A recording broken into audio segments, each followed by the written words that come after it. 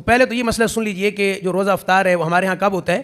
جب سورج، سارے بولیے، جب سورج غروب ہوتا ہے تو ساتھ ہی روزہ ہم کیا کرتے ہیں؟ افطار کر لیتے ہیں۔ وہ کہتے ہیں قرآن کی آیت ہے ثم اتموا الصیام الی اللیل، وہ کہتے ہیں رات تک۔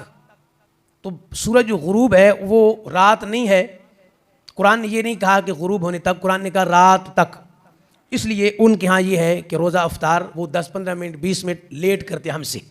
تو چلو آپ کرتے ہو، آپ کرو، آپ اور بہت کچھ کرتے ہو، لیکن یہ کہ اب اہل سنت پہ چونکہ اعتراض ہو رہا ہے بار بار کہ جی آپ کا روزہ ہی نہیں ہو رہا، تو ہم چونکہ اختلاف سے ذرا نکل آئے تھے، اس لیے نکل آئے تھے کہ قرآن کی بہت زیادہ ضرورت ہے، بہت زیادہ، اور قرآن میں ہی اتنا کچھ ہے، اسی کو بیان کرتے رہو تو ہماری زندگی ختم ہو جائیں گی، وہ نہیں ختم ہوگا۔ تو لیکن چونکہ اب اہل سنت کے روزے کا مسئلہ ہے تو اس لیے ہم اپنا روزہ بچانا چاہ رہے ہیں، تو اب یہی سمجھ لیں آپ۔ تو لائٹر موڈ میں نا ذرا میں عرض کر رہا ہوں، ورنہ تو الحمدللہ اہل سنت ہی تو ہیں کہ جن کے عقیدے پہ عرشیوں کو بھی ناز ہے اللہ کے فضل سے۔